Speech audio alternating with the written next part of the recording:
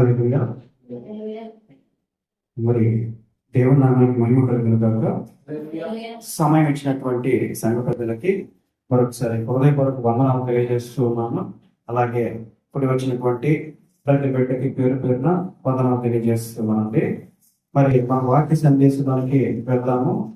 దయచేసి బైబిల్ గ్రంథంలో ఉన్నటువంటి ప్రతి ఒక్కరు కూడా వాక్యాన్ని గమనిస్తూ ఉండాలని మనం చేస్తున్నాను. మరి చిన్న ప్రార్థన చేసుకున్నాము. ప్రార్థన చేసుకొని వాక్య సందేశానికి వెళ్దాం. దయచేసి తలలో వచ్చినట్లయితే ప్రార్థన చేసుకున్నాం. చిన్న ప్రార్థన చేసుకున్నాం. దేవుడు మనతో మాట్లాడే వ్యక్తిగా ఆయన నామాన్ని బట్టి మనము అడుగుతూ ఉన్నాము, గోజాడుతూ ఉన్నాము. ఆయన నామాన్ని బట్టి మనము ప్రయత్నిస్తూనే ఉన్నాము. ఆయన మనతో మాట్లాడేటటువంటి సమయాన్ని మనం ఇస్తున్నామా చూద్దాం. మనకు ఈరోజు దేవుడు అందరితో మాట్లాడే వ్యక్తిగా ఆ దేవుని నామాన్ని బట్టి ఒకసారి జ్ఞాపకం చేసుకున్నాము. మహోన్నతుడు, పరిశుద్ధుడు, సర్వశక్తివంతుడైన దేవా, మీకు వందనాలు స్తోత్రములయ్యా. ఇదిగోనైనా ఈ మధ్యాహ్న కాల సమయంలో ప్రభువా మీ యొక్క మందిరానికి మీరు నడిపించారు ప్రభువా. మీ పిల్లలతో మాట్లాడటకు సహాయం చేసినందుకు మీకు వందనాలు స్తోత్రములయ్యా. ఇదిగో నాయన, ఇప్పుడు నేను కాదు కానీ మీ ఆత్మ ద్వారా నాయన మీ పిల్లలతో మీరు మాట్లాడి ప్రభా, ఇదిగో మీ ఉద్దేశం ఏంటో ప్రభా, వారి పట్ల నాయన, వారు చేసినటువంటి ప్రార్థనల పట్ల నాయన మీ ఉద్దేశం ఏంటో నాయన ఒక్కసారి నాయన వారిని కలవరపడనీయక ప్రభా, సమాధానంతో సంతృప్తి పరిచి ప్రభా, వారి హృదయంలో నాయన మీరు తాకమని ప్రార్థిస్తూ నజరేయుడైనటువంటి యేసు పరిశుద్ధ నామములో అడిగి వేడుకుంటున్నాను నా పేపర్లో తండ్రి, ఆమేన్. మరి అందరూ బాగున్నారా? మరి మనము వాక్య సందేశానికి వెళ్దామండి. దేవుడు ఆలోచనలు చొప్పున మనము ఎప్పుడు కూడా నడుస్తూ ఉండాలి. ఆయన మన పట్ల కొన్ని ప్రణాళికలు కలిగి ఉంటాడు. మన పట్ల కొన్ని ఏర్పాట్లు కలిగి ఉంటాడు. ఆ ఏర్పాట్లను గమనించుకుంటూ ఆ ఏర్పాట్ల చొప్పున ఆయన ఆలోచన చొప్పున మనము ముందుకు అడుగులు వేస్తూ ఉండాలి. మరి ఇలా కనుక చేయకపోతే మన ఆలోచనల చొప్పున ఆ ఏముంటదిలే, మనం కొంచెం ముందుకెళ్ళినప్పుడు మనకి ఇలా ఆలోచన వస్తుంది కదా అని చెప్పి మన ఆలోచన చొప్పున మనం కనుక ముందుకు వెళ్ళినట్లయితే అవి పాపానికి దారి తీసేటటువంటి ప్రమాదం ఉంటది. మరొకసారి నేను దీని గురించి వివరిస్తానండి. మరి ఇంకొకసారి నేను దీని గురించి వివరించడానికి ప్రయత్నం చేస్తున్నాను. మనకు కొన్ని ఆలోచనలు వస్తూ ఉంటాయి మన దైనందిన జీవితంలో. ఆ ఆలోచనలు బైబిల్ ప్రకారంగా ఉన్నాయా లేదా, బైబిల్ ప్రకారంగా పనిచేస్తున్నాయా లేదా, బైబిల్లో దీనికి వ్యతిరేకమైనటువంటి వాక్య సందేశాలు ఏమైనా ఉన్నాయా అని మనం ఆలోచించుకొని దానిలోకి ముందుకు అడుగు వేయాలి. అలా కాకుండా ఏముందిలే, చిన్న విషయమే కదా, చిన్న తప్పే కదా, చిన్న పొరపాటే కదా అని మనం సమర్థించుకోవడానికి ప్రయత్నం చేయకూడదు. ఏం చేయకూడదు? సమర్థించుకోవడానికి ప్రయత్నం చేయకూడదు. సమర్థించుకోవడానికి ప్రయత్నం చేసేటటువంటి వాళ్ళు చాలా మంది ఉంటారు. ఎలా సమర్థించుకుంటారంటే, వాళ్ళు ఇంత చెడుగా చేశారు కదా, మనం ఈ చిన్న విషయం వాళ్ళకి ఆపోజిట్ గా వ్యతిరేకంగా చేస్తే తప్పే ఉంది.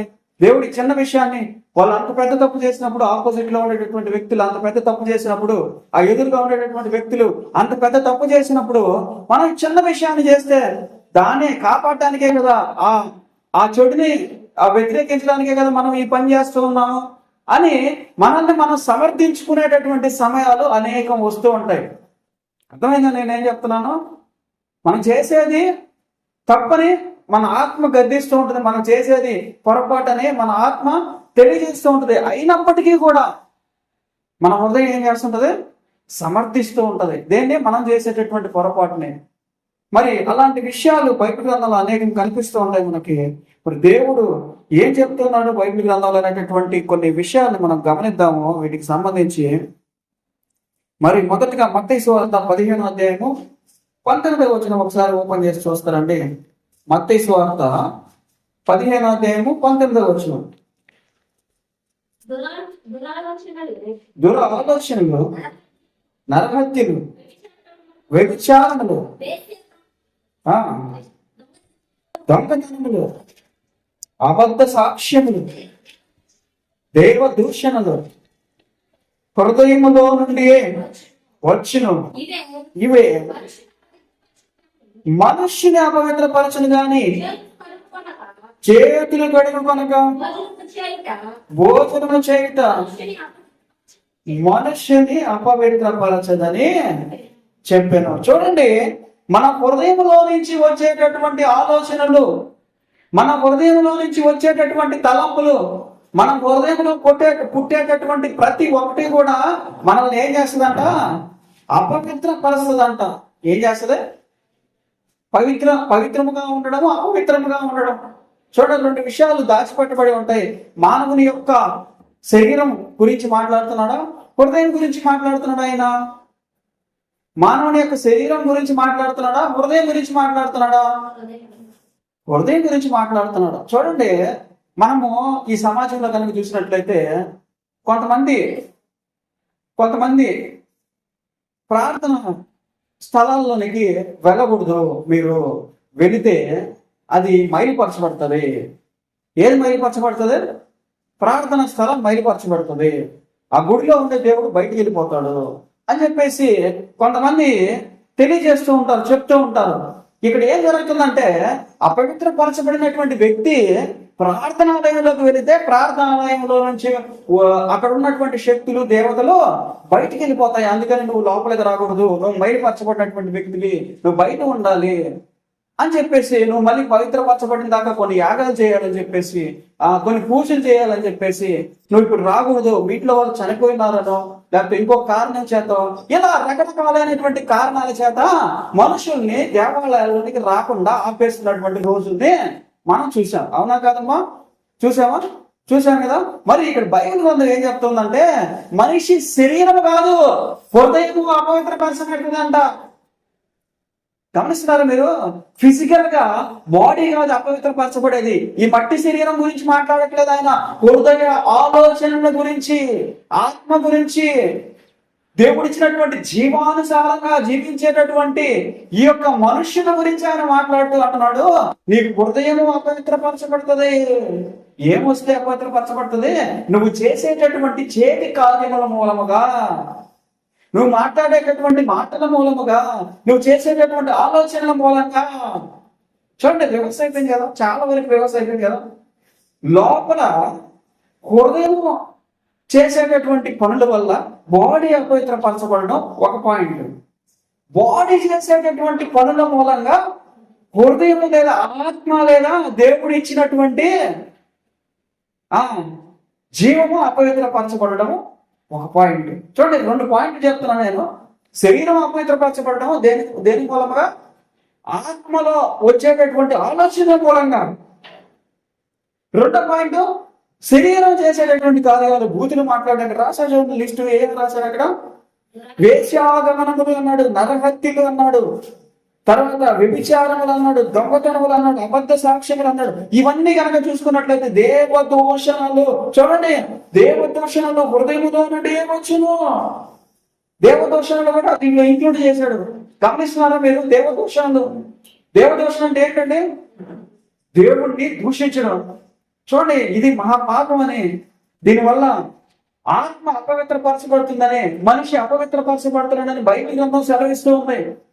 కొంతమంది తెలియకే ఈ పనులు చేస్తూ ఉంటారు, గమనించకే ఈ పనులు చేస్తూ ఉంటారు. వాళ్ళకి వచ్చేటటువంటి ఆలోచనలు దేవునికి వ్యతిరేకంగా. చూడండి, కొంతమంది అదే పని కట్టుకొని దేవుడు లేడు అని ప్రచారం చేస్తూ ఉంటారు. కొంతమంది ఇదే పనులు కట్టుకునే దేవుడు వాళ్ళని దూషించడం, ఉన్నాడని తెలిసి దూషించడం, దేవుడి గురించి రకరకాలుగా మాట్లాడటం, వాళ్ళకి ఇష్టం వచ్చినట్టు మాట్లాడటం, దేవుడి గురించి లేనటువంటి విషయాన్ని కల్పించుకొని మాట్లాడటం, తెలియనటువంటి విషయాల్ని ఏదో కొంచెం విని దాన్ని గంటల పాటు కంటిన్యూ చేయడం. వినిందేమో కొంచెం, ఒక పాయింట్ వినిందేమో, అది నిజమో కాదో తెలీదు. మరి ఆ తెలియనటువంటి విషయాన్ని గురించి గంటలు. మరియమ్మ అనేటటువంటి ఒక స్త్రీ బైబిల్ గ్రంథంలో కనపడుతుంది. దేవుణ్ణి ఈ లోకానికి రావడానికి ఉపయోగపడినటువంటి ఆ గర్భం గురించి రకరకాలుగా మాట్లాడుతున్నటువంటి వ్యక్తులు నేను చూశానండి. మరి మీరు ఆ కాలంలో ఉన్నారా అని అడిగితే లేము. ఎక్కడి నుంచి చూసాము అంటే, ఎలా వచ్చింది నీకు ఆలోచన అంటే, మేము ఇంటర్నెట్లో చదివాము. ఎవడు రాశాడో తెలుసు అంటే, వాడు ఎవడో తెలియదు, రాసినవాడు ఎవడో తెలియదు, వాడు చూసి రాశాడో తెలియదు, వాడు ఆలోచించి రాశాడో తెలియదు, బురద చల్లడానికి రాశాడో తెలియదు. మోస్ట్లీ ఇట్లాంటి విషయాలను ఎలా బయలుపరచబడుతూ ఉంటాయంటే ఫిజికల్ థింగ్స్ కోసం, అంటే భౌతిక పరమైనటువంటి అవసరాల నిమిత్తము, భౌతిక పరమైనటువంటి వ్యాపారాల నిమిత్తము, భౌతిక పరమైనటువంటి విషయాల నిమిత్తము దేవుడిని నిందించడం అనేది కనపడుతూ ఉంటది.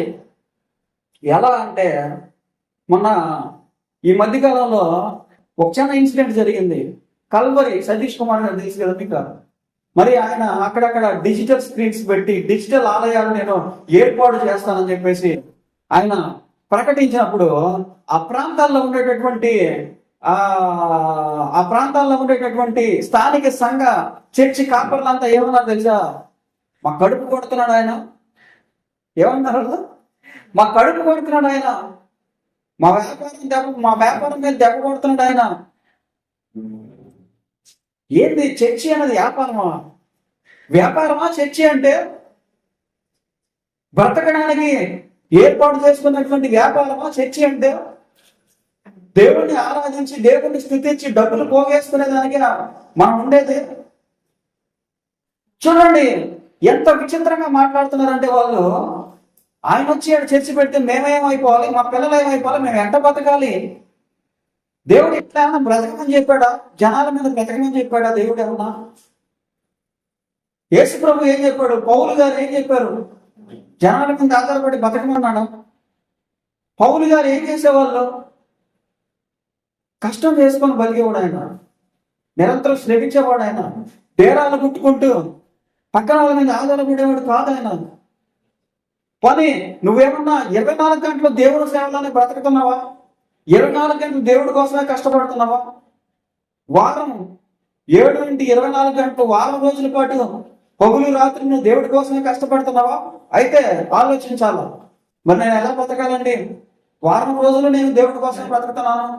ఆదివారం ఒకటే కాదు, సోమవారం నుంచి శనివారం వరకు కూడా నేను దేవుడి కోసమే జరుగుతున్నాను అంటే సరే, ఓకే, నువ్వు చెప్పేది ఆలోచించాల్సినటువంటి విషయమే. కానీ నువ్వు ఆదివారం ఒకటే కష్టపడి సోమవారం నుంచి శనివారం వరకు దేవుడిని పట్టించుకోకుండా నీ ఇష్టానుసారంగా లోపల తిరగతాను, నీ ఇష్టానుసారమైనటువంటి తిరుగులు తిరుగుతా ఉండి నేను ఎట్లా బ్రతకాలి అంటే అది కరెక్టా కదా? కరెక్టా అని చెప్పండి మీరు. మరి దేవుడు అంటున్నాడు, నీ హృదయ ఆలోచనలో, నీ హృదయంలో ఉండేటటువంటి తలంపులు నిన్ను అపవిత్రపరుస్తాయి. మంచి ఆలోచనలు చేయాలి, మంచి మాటలు మాట్లాడాలి, మంచి పనులు చెయ్యాలి అంటూ ఇక్కడ ఆయన మాట్లాడడం జరుగుతూ ఉంది. మరి చేతులు చేసేటటువంటి పనులు పెద్దగా ఆత్మను ప్రభావితం చేయవు, కానీ హృదయంతోనూ మరియు నోటితోనూ ఆలోచనతోనూ హృదయం మార్చేస్తుంది బాడీని. వెళ్ళి వారు నరుకంటే ఈడెళ్ళి చేతులతో చేస్తాడు పని. అక్కడ వెళ్ళి ఆ స్త్రీతో వ్యభిచారం చేయని చెప్పేసి ఆ హృదయంలో నుంచి వచ్చేటటువంటి మాటలు వెళ్ళి నడిపిస్తాయి ఫిజికల్ గా. మాక్సిమం చూస్తా ఉంటే ఏం జరుగుతుంది ఇక్కడ అంటే హృదయానుసారముగానే మనిషి ముందుకు వెళ్ళడం అనేది జరుగుతూ ఉంది. హృదయమే నడిపిస్తుంది మనిషిని. మంచి వైపుకి వెళ్ళాలన్నా, చెడు వైపుకి వెళ్ళాలన్నా హృదయమే తీసుకెళ్తాడు మనిషిని. స్ట్రైట్ గా వెళ్ళాలన్నా, అడ్డదలంగా వెళ్ళాలన్నా హృదయ ఆలోచనలో కంట్రోల్ చేయగలిగేటటువంటి వాడు మాత్రమే పవిత్రముగా జీవించగలడు అని బైబిల్ గ్రంథం చెప్తూ ఉంది. మరి యాకోబు పత్రిక 1వ అధ్యాయము 14-15 వచనాలు ఒకసారి కనుక చూసినట్లయితే, యాకోబు పత్రిక 1వ అధ్యాయము ఓపెన్ చేస్తున్నా స్పీడ్గా, 14 మరియు 15 వచనాలు. ప్రతి వాడును తన స్వకీయమైన దురాశ చేత ఈడ్మబడి మరణ కోల్పోబడినటువంటి వాడై శోధింపబడును. దురాశ గర్భము ధరించి పాపమును కనుక పాపము పరిపక్వమై మరణమును కనును. చూడండి, మరణము అంటే ఇక్కడ ఆత్మీయ సంబంధమైనటువంటి మరణం గురించి మాట్లాడుతూ ఉన్నాడు. భౌతిక పరమైనటువంటి మరణాన్ని గురించి మాట్లాడట్లేదని గమనించుకోవాలి. దేని గురించి మాట్లాడుతున్నాడు ఇక్కడ?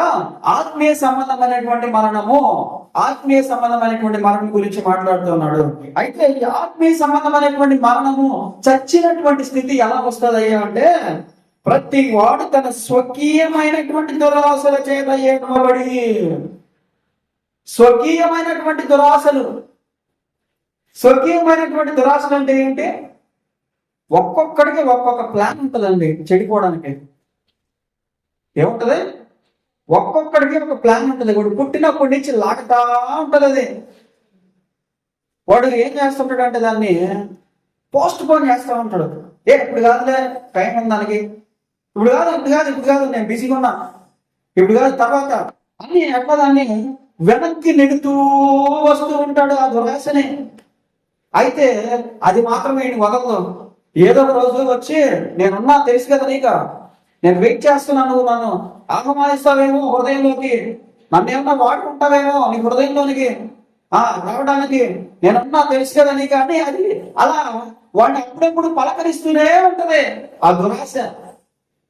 అది వ్యభిచారం కావచ్చు, అది నరహత్య కావచ్చు, అది దుష్ట ఆలోచన కావచ్చు, అది దుష్ట వ్యాపారం కావచ్చు, అది తాగుడు కావచ్చు, అది డ్రగ్ అడిక్షన్ కావచ్చు, ఇక అనేక రకాలైనటువంటి ఆలోచనలు. ఇవన్నీ కూడా అప్పుడప్పుడు మనిషిని నేనున్నాను, నేనేమన్నా నీకు ఉపయోగపడతాను ఒకసారి ఆలోచించు అని అది అట్లా తలుపు కొడుతూనే ఉంటుంది. ఎప్పుడైతే దాన్ని వాడు ఇక రా, ఇన్ని రోజులు వెయిట్ చేశాను కోసం, ఇన్ని రోజులు నేను పక్కన పెట్టాను, ఇంకొచ్చాను మన ఇద్దరు కలిసి జీవిద్దాం అని చెప్పేసి పిలుచుకొని వాడు ఆహ్వానిస్తాడు. వెంటనే వీళ్ళిద్దరు కలిసి ఒక పాప కార్యమును చేయుదురు అని బైబిల్ చదివిస్తుంది. మరి ఈ పాప కార్యం ఆటోమేటిక్ గా అంటే మరణములోనికి నడిపిస్తుంది. ఇది ఆత్మీయ సంబంధమైనటువంటి మరణము. ఈ ఆత్మీయ సంబంధమైనటువంటి మరణములోనికి వెళ్ళినటువంటి వ్యక్తికి దేవుని యొక్క వెలుగులో జరిగేటటువంటి ఏ విషయము కూడా కనిపించదు. ఏం కనిపించదు? ఈ ఆత్మీయ సంబంధమైనటువంటి మరణములో చనిపోయినటువంటి వ్యక్తికి, లేదా ఈ ఆత్మీయ సంబంధమైనటువంటి మరణాన్ని ఆహ్వానించినటువంటి వ్యక్తికి, ఈ ఆత్మీయ సంబంధమైనటువంటి మరణంలో జీవిస్తున్నటువంటి వ్యక్తికి వెలుగు సంబంధమైనటువంటి ఏ విషయాలు కూడా కనిపించవు. ఏం కనిపించవు వాడికి? వాడు చర్చిలోకి వస్తుండొచ్చు ఆదివారం, వాడు సువార్తకి 10 మందితో కలిసి నడుచుకుంటూ వెళ్తుండొచ్చు, వాడు నెల క్రమం తప్పకుండా దశంభాగాలు అందిస్తున్నట్టు, వాడు బైబిల్ ట్రైనింగ్ లో కూర్చొని ఆ చెప్పేటటువంటి మాటలు వింటూ ఉండవచ్చును, వాడికి ఒక 10, 15, 20, 30, 40, 50, 100 మందిరాలు ఉండి ఉండవచ్చును. అర్థమవుతుందని చెప్పే విషయాలు. వీడెవరోలే బయట తిరిగిపోతాడో, తాగిపోతాడోలే, చిటి బ్యాగ్లాట ఆడుకునేవాడు, లేకపోతే దయ్యం పట్టినటువంటి వాడు అనుకుంటా మనం కాదు. వీడు అట్లా అన్నాడు కాదు. వీడు పరిశుద్ధుడిగా పిలువబడేటటువంటి పాపాత్ముడు. ఎవడు? వీడు పైన తెల్ల గుడ్డలు వేసుకొని నడిచేటటువంటి, నల్ల ఆచారాలను ఆచరించేటటువంటి వ్యక్తి. చీకటి సంబంధమైనటువంటి దురాత్మ శక్తిని బాడీ అంతా కూడా నింపుకొని పైన తెల్ల గుడ్డలు వేసుకొని టార్చ్ కొట్టుకొని అందరికి టార్చ్ చూపించేటటువంటి వ్యక్తి వీడు. గమనిస్తున్నారా మీరు? వీడికి 2 సామ్రాజ్యాలు ఉంటాయండి. ఒక సామ్రాజ్యం ఏమో మంచి సామ్రాజ్యం, అందరూ చూసేటటువంటి సామ్రాజ్యం, అందరి చేత పొగట్టలతో నింపబడేటటువంటి సామ్రాజ్యం, అందరికీ తెలిసినటువంటి మంచి సామ్రాజ్యం. వీడు లేకపోతే ఇంకా ఈ జనాలంతా కూడా ఏమైపోతారో అనేటటువంటి ఒక మంచి సామ్రాజ్యం, అందరికీ కనిపించేటటువంటి మెరుగైనటువంటి సామ్రాజ్యం, వెలుగైనటువంటి సామ్రాజ్యం, కాంతులతో నిండి ఉన్నటువంటి సామ్రాజ్యం ఒకటి ఉంటే, ఇది చీకటి కోణం ఒకటి ఉన్నది. ఈ చీకటి కోణంలో వాడికి ఇష్టం వచ్చినట్లుగా హృదయంతోనూ మరియు చేతులతోనూ చేసినటువంటి పాపాలు నిండిపోయి ఉంటాయి. ఏ నిండిపోయి ఉంటాయి? హృదయంతో చేసినటువంటి పాపాలు మరియు చేతులతోనూ కాళ్ళతోనూ చేసేటటువంటి పాపాలు, రకరకాలైనటువంటి పాపాలు నిండిపోయి ఉంటాయి. సామ్రాజ్యానికి బయట ఉండేటటువంటి మనుషులకి మాత్రం వీళ్ళు మంచి అలా. కాబట్టి ఇలా చనిపోయినటువంటి వ్యక్తులతో దేవుడు కనిపిస్తాడు. అలాగే మాట్లాడతాడు, మాట్లాడుతాడు. వెలుగు సంబంధమైనటువంటి విషయాలు మరుగుపరచబడతాయి. వీడికి దేవుడి సంబంధమైనటువంటి విషయాలు కనిపించవు, హెచ్చరికలు రావు, ఆగిపోతాయి. ఫస్ట్ లోనే 1, 2 సార్లు, 3 సార్లు, మహా అంటే 4, 5 సార్లు హెచ్చరిస్తాడు. అరే మంచిగా జీవించావు కదా, మంచిగా బ్రతికావు కదా, మంచిగా ఉన్నావు కదా, నువ్వేదో దారి తప్పినట్టు అనిపిస్తుంది, కాబట్టి నిన్ను నువ్వు కాపాడుకుంటే మంచిది. దేవుడి హెచ్చరికలు ఎలాగే ఉంటాయి. ఇలాగే ఉంటాయి దేవుడి హెచ్చరికలు, స్పష్టంగా ఉంటాయి దేవుడి హెచ్చరికలు, స్పష్టంగా ఉంటాయి. నాకు అర్థం కావట్లేదండి దేవుడు మాట్లాడుతున్నా, ఏముండవు దేవుడు అర్థం కానట్టుగా ఏం మాట్లాడుతూ నీతో డైరెక్ట్ గా స్పష్టంగా నీకు వచ్చిన భాషలోనే మాట్లాడుతాడు ఆయన. హెబ్రీలోనో గ్రీకులోనో వచ్చి మాట్లాడు నీతో. నువ్వు తెలుగులో అయితే తమిళ్లో వచ్చి మాట్లాడుతూ, తమిళోడు అయితే హిందీలో వచ్చి మాట్లాడుతూ ఆయన నీకు నచ్చిన వచ్చిన భాషలోనే ఆయన నీతో సంభాషణ చేస్తాడు. నీతో సంభాషణ చేస్తాడు ఆయన. నువ్వు ఆ సంభాషణ కనుక విని మారినట్లయితే నీ జీవితము వెలుగులో నింపబడుతుంది. మారకపోతే పరిస్థితి ఏంటి? మారకపోతే నువ్వు ఆ సామ్రాజ్యంలోనే ఉండిపోతావు, ఆయన పట్టించుకోడు, దాంట్లోనే కొట్టుకొని నరకానికి పోయినటువంటి పరిస్థితిని తెచ్చుకుంటావు. అర్థమైందండి? అర్థమైందని చెప్పిన మాట అర్థమవుతున్నాయి మీకు? మరి సామెతల గ్రంథం 4వ అధ్యాయము 23వ వచనం ఒకసారి చూద్దామా? సామెతల గ్రంథం 4వ అధ్యాయం 23వ వచనం స్పీడ్ గా. నీ హృదయములో నుంచి జీవధారలు బయలుదేరును కాబట్టి అన్నిటికంటే ముఖ్యంగా నీ హృదయమును భద్రముగా కాపాడుకొను. చూడండి, ఈ వచనంలో దేవుడు ఏం తెలియజేస్తున్నాడో తెలుసా? నీ హృదయంలో నుంచి ఏం బయలుదేరుతాయంట? జీవధారలు బయలుదేరును. ఏం బయలుదేరుతాయి మన హృదయాల నుంచి? జీవధారలు బయలుదేరుతాయంట. ఏంటి జీవధారలు? మన హృదయాల నుంచి బయలుదేరేటటువంటి ఈ జీవధారలు ఏంటి? ఏం బయలుదేరుతాయి జీవధారలు మన హృదయంలో నుంచి? నదులు పుడతాయంట మన హృదయంలో నుంచి. నదుల్లో ఉండేటటువంటి నీళ్ళన్నీ కూడా ఎక్కడి నుంచి వస్తాయి తెలుసా మీకు? ఎక్కడి నుంచి వస్తాయి నదుల్లోకి నీళ్లు? చిన్న పాయింట్ దగ్గర స్టార్ట్ అవుతాయి. చిన్న దార అంటే తెలుసా మీకు? సన్నగా నీళ్లు పడేటటువంటి దార, చిన్న దార. ఈ చిన్న దారిలో నుంచి మొదలవుతుంది నది. మనకి ఏం నదులు ఉన్నాయి చెప్తారు? మన జిల్లాలో ఏం నది ఉంది? పెన్నా నది ఉంది నెల్లూరులో. ఎక్కడి నుంచి వస్తుంది ఇది తెలుసా మీకు? తెలుసా ఎక్కడి నుంచి వస్తుంది ఇది? సోమశిల నుంచి ఎట్టి కనెక్ట్ అయి ఉంటుంది. నదుల అనుసంధానం అనే ఒక ప్రాజెక్టు చేశారు మన వాళ్ళు, తెలుసా మీకు? మరి ఈ నదులన్నీ కూడా వెనకట్లా ట్రేస్ చేసుకుంటూ వెళ్ళిపోతే, రాష్ట్రాలు దాటుకుంటూ వెళ్ళిపోతే, మహారాష్ట్ర, అలా బెంగళూరు, ఇలా రకరకాల ప్రదేశాల్లో తిరుగుతూ ఒక దగ్గరికి వెళ్ళి చిన్న దారిలాగా మొదలవుతుంది. అది మనం చూసినట్లయితే అరే ఎంత చిన్న దారిలాగా మొదలైనటువంటి ఈ నీళ్లు మహా కాలువలైపోయి, కాలువలు మహాకాలువలైపోయి, ఆ కాలువలు నిండిపోయి పెద్ద పెద్ద నదులైపోయి వెళ్ళి సముద్రంలో కలుస్తున్నాయి. ఎలా పాసిబిలిటీ ఇది?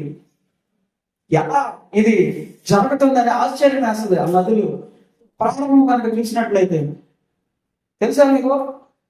మరి ఈ నదుల ప్రారంభం చాలా చిన్నదిగా ఉంటుంది. కొంచెం చిన్న కొళాయి ఉంటుంది కదా, లేదా చిన్న బోర్ ఉంటుంది కదా, దాంట్లో నుంచి వచ్చే నీళ్లు లాగా మొదలవుతుంది అనమాట అది. మరి అది పారి పారి పారి పారి పారి పారి పారి కొన్ని వందల కిలోమీటర్లు ట్రావెల్ చేసి లాస్ట్కి దాన్ని ఏంటని చూసినట్లయితే ఈ సముద్రం అంతా ఈ నదుల ద్వారానే నిండినట్లున్నాయి అనిపించేటట్టుగా, ఈ సముద్రం అంతా ఈ నదుల నుంచి వచ్చినటువంటి నీటి ద్వారానే నిండినట్టుంది అనిపించేటట్లుగా ఉంటది అది చూసినట్లయితే. అయితే దేవుడు అంటున్నాడు, ఏదంటున్నాడు ఇక్కడ? ఏమంటున్నాడు అంటే మీ హృదయంలో నుంచి, ఒక్కొక్కరి హృదయంలో నుంచి వచ్చేటటువంటి చిన్న వాక్యం, చిన్న మాట, చిన్న ఆలోచన, ఒక హృదయం నుంచి వచ్చేటటువంటి ఒక చిన్న దార, దాని యొక్క ఫలితం లేదా ప్రభావం ఎంతగా ఉంటుందంటే నదులు ఎలా అయితే విస్తరించిపోయి వందల కిలోమీటర్లు ట్రావెల్ చేసి వందల కిలోమీటర్లు ఆ ప్రయాణం చేసి సముద్రంలోకి ఎలాగైతే కలుస్తున్నాయో మన హృదయంలో నుంచి వచ్చేటటువంటి ఆ చిన్న మాట, మన హృదయంలో నుంచి వచ్చేటటువంటి ఆ చిన్న ఆలోచన, మన హృదయంలో నుంచి మన నోట్లో నుంచి వచ్చేటటువంటి ఆ చిన్న ప్రార్థన వందల కుటుంబాలను జరుపుకుంటూ వేల సంఖ్యలో ఉన్నటువంటి మనుషులను మార్చుకుంటూ ఆయన ఏర్పాటు చేసినటువంటి చిత్తాన్ని నెరవేర్చుకుంటూ వెళుతూ ఉంటే ఆశ్చర్యం వేస్తుంది. యేసయ్య ఒక్కడు, ఆయన హృదయం చిన్న హృదయం. ఆయన వాక్యం చెప్తే మొదట్లో 10 మంది, 15 మంది, 20 మంది, 30 మంది, 100 మంది, 500 మంది మాత్రమే వచ్చేవాళ్ళు. అయితే చిన్నగా దార పెరిగింది పెరిగింది పెరిగింది. చిన్న కాలువల నుంచి పెద్ద కాలువలుగా, పెద్ద కాలువల నుంచి మహా కాలువలుగా మారి ఆ కాలువలన్నీ కలిసి ఒక పెద్ద నదిగా ఏర్పాటై ఈ సమాజం అంతా ప్రతి జిల్లాలో విస్తరించి ప్రతి కుటుంబాన్ని తడుపుకుంటూ వాళ్ళ జీవితాన్ని మార్చుకుంటూ కఠినమైనటువంటి హృదయాన్ని శుద్ధిమెత్తగా పగలగొట్టుకుంటూ వెళ్ళి చివరికి సముద్రంలో వచ్చింది. ఇప్పుడు ఆ సముద్రాన్ని చూస్తే ఏమనిపిస్తుంది తెలుసా? ఇప్పుడు ఆ మహాసముద్రం హోస్టల్ మినిస్ట్రీ ఇస్తారు. మహాసముద్రాన్ని చూస్తే ఏం కనిపిస్తుంది తెలుసా? చిన్న దార, ఆయన హృదయంలో నుంచి వచ్చినటువంటి చిన్న దార గుర్తొస్తుంది. మరి అందుకే అంటున్నాడు, ఈ చిన్న దార పెద్ద మహాసముద్రంగా మారాలంటే మీకు హృదయాన్ని ఏం చేయాలన్నాడు? భద్రంగా కాపాడుకును. ఆగకూడదు, ఆగవు. 365 రోజులు ఆ చిన్న దారి నుంచి నీళ్లు వస్తూనే ఉంటాయి, ఆగదది. అది ఆగి ఉంటే ఎప్పుడో ఈ నదులన్నీ కూడా ఎండిపోతుంది. అది ఎప్పుడో ఆగిపోయింటే ఈ నదులన్నీ కూడా ఇసుకతో నిండిపోయి నీళ్లు లేక ఎడలుగా మారిపోయినాయి ఈ ప్రాంతాలన్నీ. అది ఆగదది. 300 రోజుల పాటు ఆ దార వస్తూనే ఉంటది. దాన్ని ఆపేటటువంటి శక్తి ఎవరికి లేదు. దాన్ని మూసేసేటటువంటి శక్తి ఎవరికి లేదు. దాన్ని పని చేయకుండా చేసేటటువంటి శక్తి ఈ ప్రపంచంలో ఎవరికి లేదు. దేవుడు ఏర్పాటు చేసినటువంటి, ఆయన నిర్ణయించినటువంటి దారాలే. ఆ దారుల నుంచి రకరకాలైనటువంటి దేవుడి యొక్క చిత్తములు నెరవేర్చబడుతూనే ఉంటాయి. కాబట్టి మనం చేయాల్సింది ఏంటంటే ఆ దార మన హృదయంలో నుంచి రావడానికి మన హృదయాన్ని మనము నిరంతరం కూడా భద్రం చేసుకుంటూ ఉండాలి. సాతాను నుంచి పగలగొట్టకుండా, సాతాను నుంచి దొంగలించకుండా, సాతాను నుంచి ఎత్తుకు వెళ్ళిపోకుండా ఏం చేయాలి? భద్రం చేసుకుంటూ ఉండాలి. నిరంతరం కాపాడుకుంటూ ఉండాలి. నిరంతరం దాని గురించి పాటుపడుతూ ఉండాలి. నిరంతరం దాని సంఖ్యను, ఆ జలము యొక్క పరిమాణం పెంచడానికి ప్రయత్నం చేస్తూ ఉండాలి, కానీ దాన్ని ఆపివేయడానికి ప్రయత్నం చేయకూడదు. అలాగే 2 కొరింథీయులకు రాసిన పత్రిక 10వ అధ్యాయము 5వ వచనం ఒకసారి చూస్తారా? అయితే వారిలో ఎక్కువ మంది దేవునికి వంటగా పోయింది కనుక అరణ్యములో సంహరింపబడేది. కారణం ఏంటో తెలుసా? దేవుడికి వాళ్ళు ఇష్టలుగా లేకపోయింది. ఎందుకు దేవుడికి వాళ్ళు ఇష్టలుగా లేకపోయేది? దేవుడికి ఇష్టంగా ఉండాలంటే దేవుడు చెప్పినటువంటి మాటలు వినాలి. దేవుడికి ఇష్టంగా ఉండాలంటే దేవుడు చెప్పినటువంటి కార్యాలు మన హృదయంలో స్థిరపరచబడాలి, బలపరచబడాలి, భద్రపరచుకోబడాలి. దేవుడి యొక్క కార్యములు కనుక మన హృదయంలో లేకపోతే ఆయనకి వ్యతిరేకంగా మారిపోతాం. మన ఆలోచనలు వ్యతిరేకంగా మారిపోతాయి. వీళ్ళు చేసిందంతా అదే, ప్రతిసారి దేవుని నిందించారు, ప్రతిసారి దేవుని దూషించారు. దేవ దూషణ చేసినటువంటి వ్యక్తులు వీళ్ళు ఈ అరణ్యంలో ప్రయత్నించేటటువంటి వాళ్ళలో కొంతమంది దేవుడికి వ్యతిరేకంగా మారి దేవుడిని దూషించినటువంటి వ్యక్తులు. మమ్మల్ని ఎందుకు తీసుకొచ్చాడు అక్కడి నుంచి? మమ్మల్ని ఇక్కడ చంపడానికి తీసుకొచ్చాడా? మేము అక్కడ చాలా సంతోషంగా మాంసము అంటే ఇక్కడ అనేకటువంటి ఆహార పదార్థాలు తింటూ బ్రతికాము. ఇక్కడికి వస్తే మా పరిస్థితి అంతా కూడా మారిపోయింది. మా బ్రతుకులన్నీ కూడా మారిపోయాయి. మా నోరంతా కూడా పెడస పట్టుకుని పోయింది. ఏమైపోయిందంటే నోరు ఏమైపోయిందంట? నోరు ఏమైపోయింది? అదే పెడస కట్టుకుని పోయిందంటే నోరు. ఏం కావాలి ఇప్పుడు ఇలాగే? ఏం కావాలి ఇలాగే? మాంసాహారం కావాలంట. నీటి సంగతి పక్కన పెట్టండి. మాంసాహారం కావాలంటే ఇలాగే మేము అక్కడ ఐగుప్తులో ఉండేటటువంటి రోజుల్లో మాకు రోజు మాంసం దొరికేది.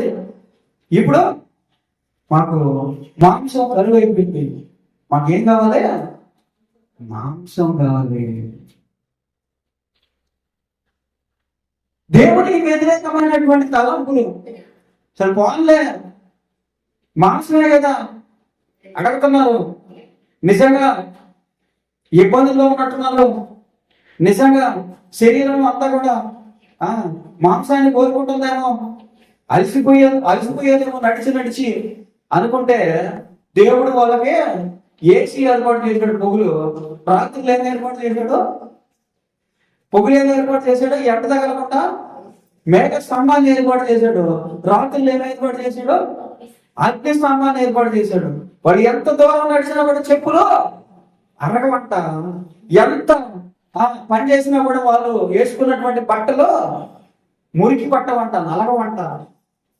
చూడండి ఎన్ని రకాలుగా ఆయన వాళ్ళకి ఆదరణగా ఉన్న అంటగా ఉన్న వాళ్ళ ఆలోచనలు ఎలా ఉన్నాయంటే పూర్వపు స్థితిగతులలోనే నిలిచిపోయాయి. ఎక్కడ నిలిచిపోయాయి వాళ్ళ ఆలోచనలో? పూర్వపు స్థితిగతులలోనే నిలిచిపోయి. కొంతమంది వ్యక్తులు ఉంటారు, కొడతా ఉంటే అయ్యా అమ్మా అయ్యా అమ్మా అంట మాట వింటా ఉంటారు. అవునా? కొట్టడం ఆపేసి ఎన్ని రోజులు కొడతాంలేరా పిండి, ఎన్ని రోజులు కొడతాంలే, నలిగిపోతున్నాడు వీడు, కొట్టి కొట్టి అలసిపోతున్నాడు, దెబ్బలు తిని ఏడ్చి వీడి కళ్ళలో నీరు. ఎందుకు కొద్దిగా రెస్ట్ ఇద్దాం వీడికి అని కొద్దిగా రెస్ట్ ఇచ్చేయడానికి వెంటనే ఏమైపోతున్నారు? వాళ్ళ పూర్వ స్థితికి వెళ్ళిపోతున్నారు. ఏ స్థితికి వెళ్ళిపోతున్నారు?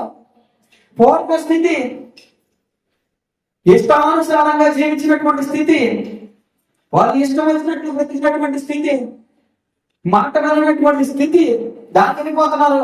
వెంటనే గ్యాప్ వచ్చినప్పుడల్లా అది గుర్తొచ్చేస్తున్నారు.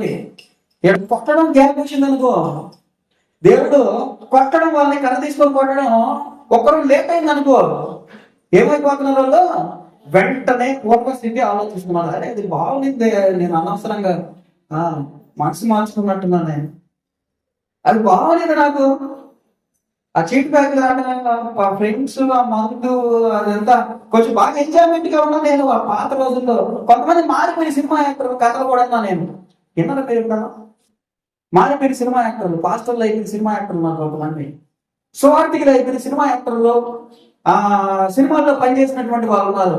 వాళ్ళ దగ్గరికి వెళ్ళి అన్నా నువ్వు ఆ సినిమాలో మంచి బాగా నటించావు నువ్వు అంటే అట్లా చూశాను నా పైకి. అవులేరా రోజులు వేరే ఇప్పుడు నీకు మారిపోయింది కదా.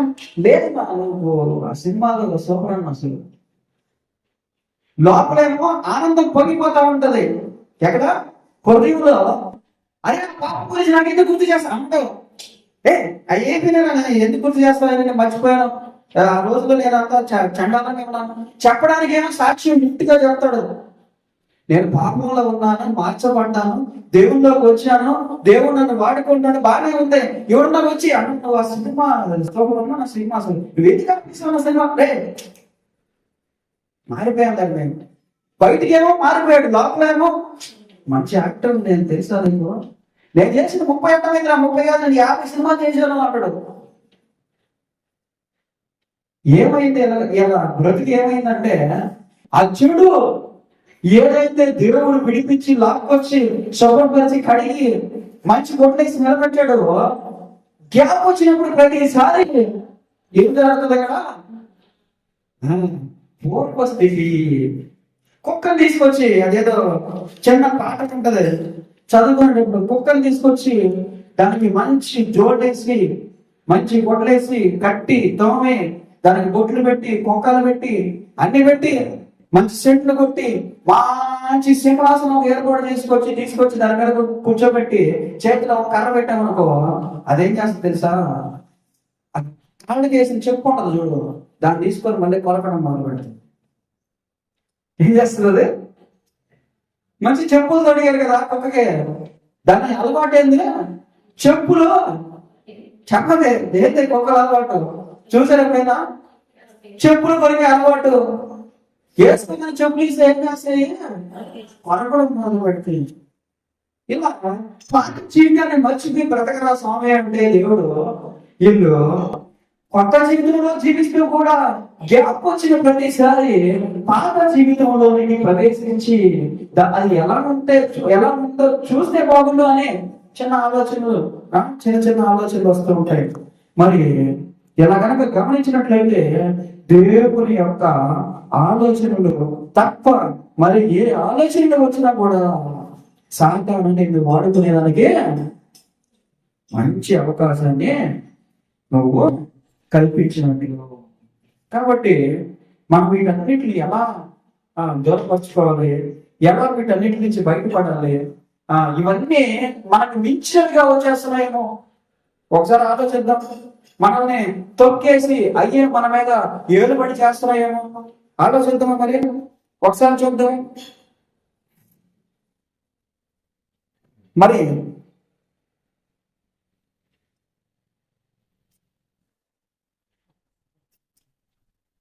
119వ కీర్తన 9వ అధ్యాయం ఒకసారి ఓపెన్ చేసి చూస్తారా?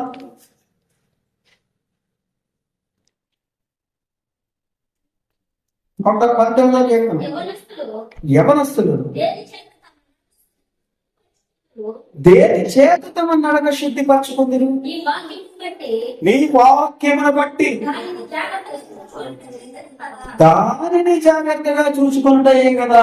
చూడండి, ఎలా బయటపడాలి వీటి నుంచి, ఈ ఆలోచన నుంచి ఎలా వీటి నుంచి తప్పించుకొని మనం జీవించాలి అంటే దానికి సమాధానం ఏంటో తెలుసా? దేవుని యొక్క వాక్యము. నీకు వాక్యం కనుక తెలియకపోతే, దేవుడు అంటే తెలియకపోతే, దేవుడి గురించి పరిచయం లేకపోతే, ఆయన మాటల గురించి నీ ఎదుట చెప్పేటటువంటి వ్యక్తులుగా లేకపోతే నువ్వు అంతే. ఇంకా నీ పరిస్థితి అంతే. నువ్వు అక్కడ ఏదైనా నీ పొదలు నీవు బయటికి రాలేవు, నేను బయటికి తీసుకురాలేదు. చావే శరణమని ఎత్తుక్కుంటూ నువ్వు పాతాళంలో ఉండేటటువంటి వేదనకరమైనటువంటి ప్రదేశంలోనికి వెళ్ళేటటువంటి ప్రమాదం ఉంది. నువ్వు దీంట్లో నుంచి బయటపడాలంటే ఏం కావాలి? దేవుని వాక్యం కావాలి. నువ్వు దీని నుంచి బయటపడాలంటే ఏం కావాలి?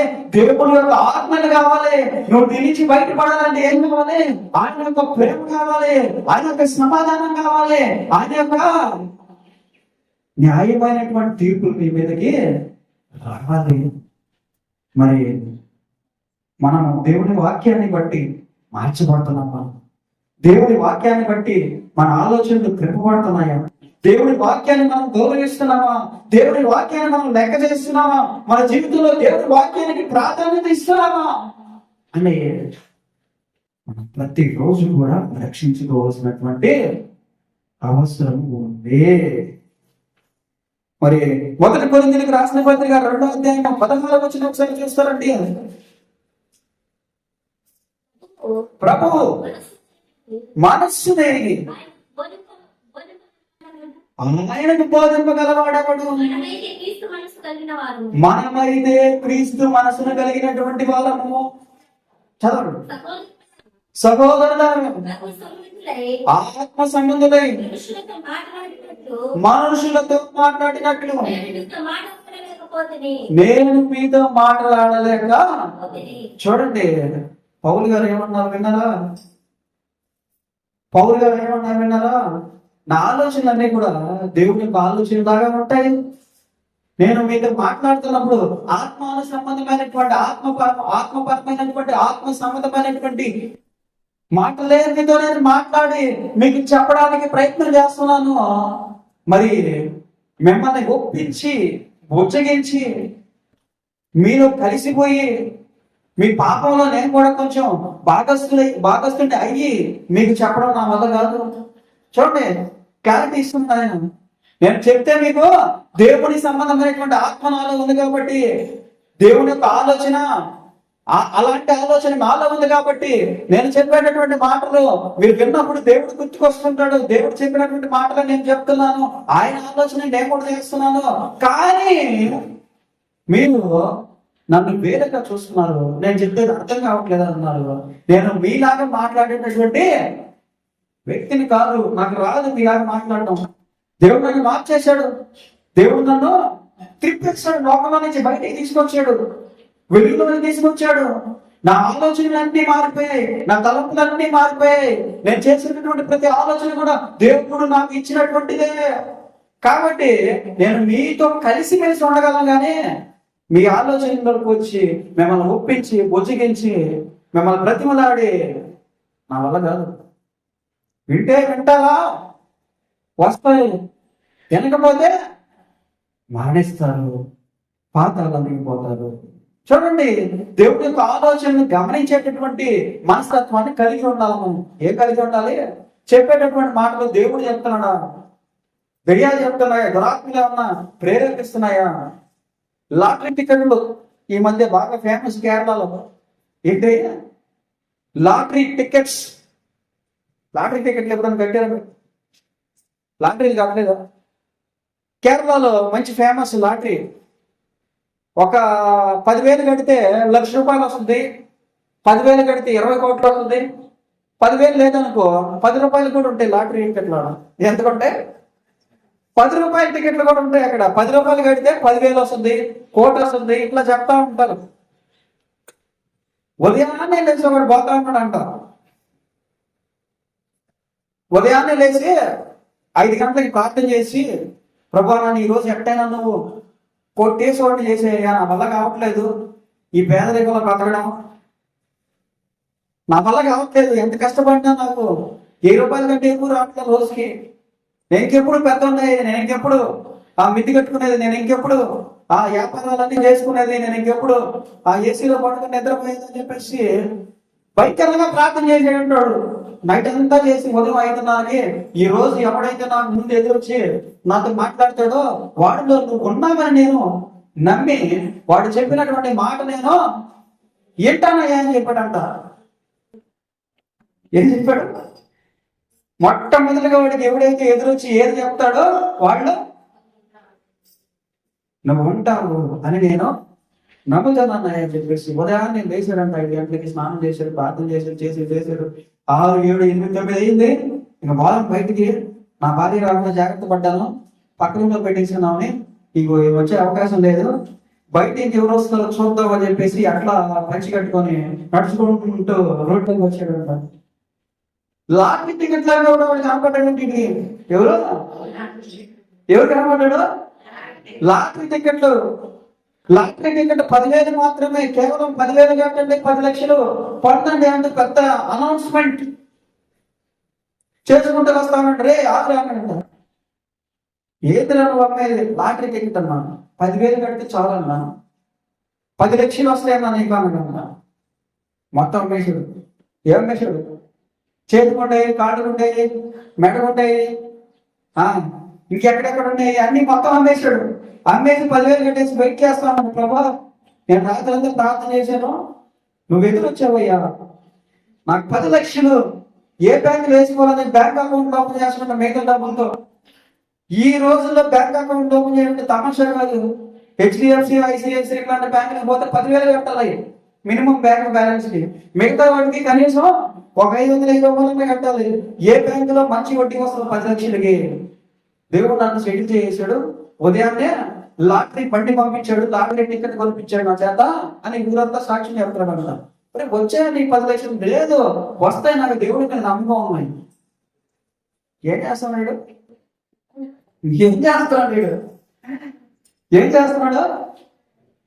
అసలు ఫస్ట్ మనం చేసేటటువంటి కార్యం ఏదైతే ఉంటుందో, మనం చేసేటటువంటి పని ఏదైతే ఉంటుందో అది దేవునికి ఇష్టానుసారమైందా, దేవుడి వాక్యానుసారమైందా? వీళ్ళు ఏమి లేదయ్యా అంటే వాక్యం లేదు.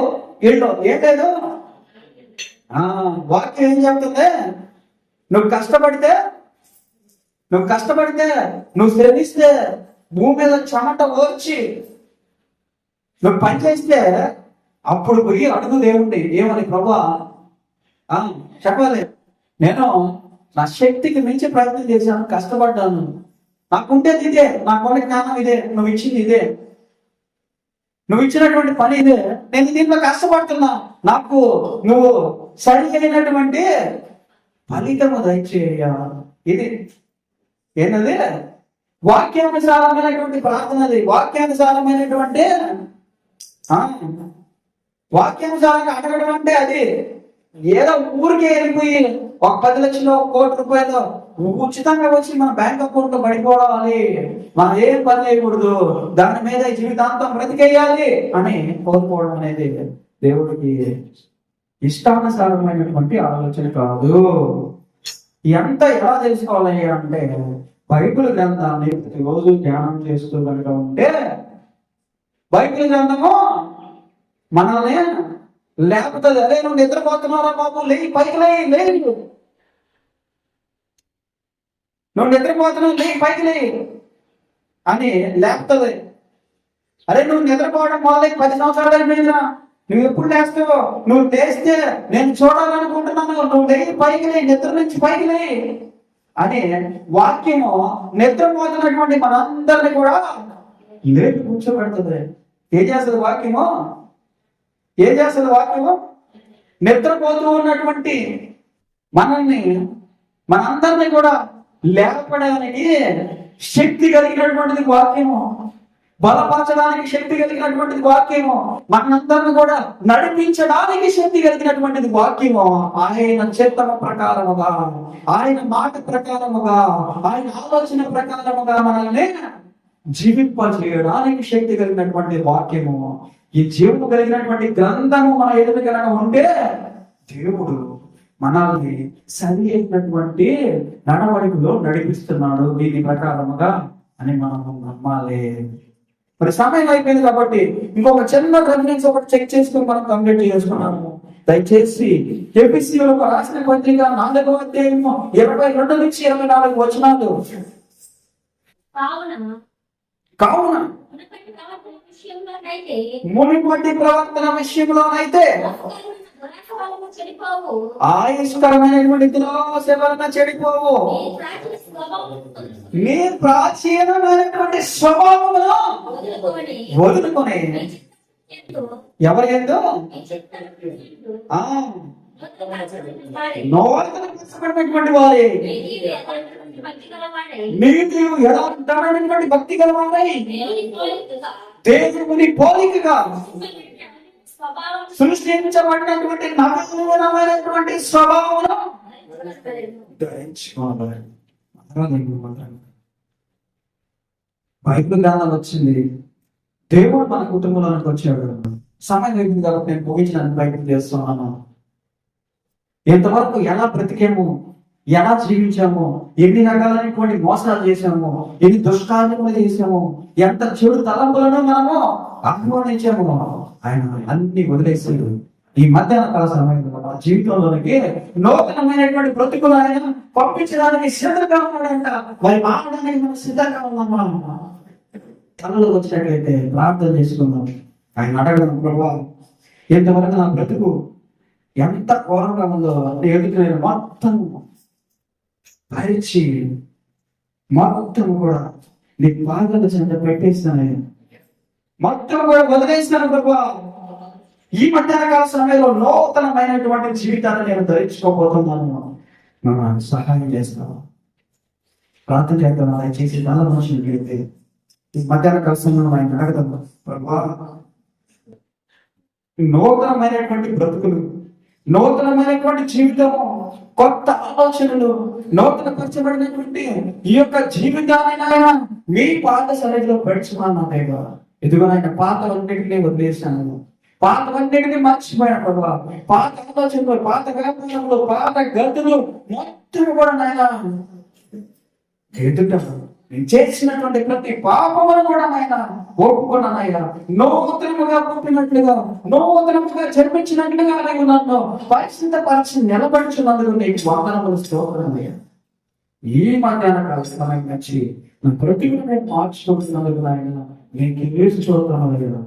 ఇదిగో నాయన, ఇదిగో ఈ సంఘం తరపున ప్రార్థిస్తున్నాను కదా. ఇదిగో ప్రతి కుటుంబం తరపున ప్రార్థిస్తున్నాను కదా. ప్రతి బిడ్డ తరపున ప్రార్థిస్తున్నాను దేవా. ఈ మధ్యాహ్న కాల సమయంలో ప్రతి కుటుంబాన్ని మీరు దర్శిస్తున్నారు. మీ కొత్త స్తోత్రంలో ప్రతి విధమైనటువంటి సమస్యల నుంచి విడిపిస్తున్నందుకు మీకు స్తుతులు. ఇదిగో ప్రతి విధమైనటువంటి నాయన శరీర సంబంధమైనటువంటి ఇబ్బందులు చేయలేదు. ఇదిగో నాయన ఆత్మీయ పరమైనటువంటి ఇబ్బందులు నేను చేయలేదు ప్రభు. ఇదిగో సంఘమును బట్టి ప్రార్థిస్తున్నాను అయ్యా. మీరు నిలబడి ఇదిగో నాయన గట్టిగా నాయన ఎన్ని తుఫాను వచ్చినను, ఎన్ని ప్రళయం వచ్చినను మా దేవా కదల్చబడినటువంటి పంట మీద కట్టుకున్నటువంటి ఇల్లులాగా స్థిరపరచబడాలని, ఇదిగో నేను బలపరచబడాలని, మా కుటుంబములన్నీ కూడా మీరు నిలబడవలేదని నా దేవా ఈ మధ్యాహ్న కాలంలో ప్రార్థిస్తున్నాను. మీకు సహాయం దయచేయండి.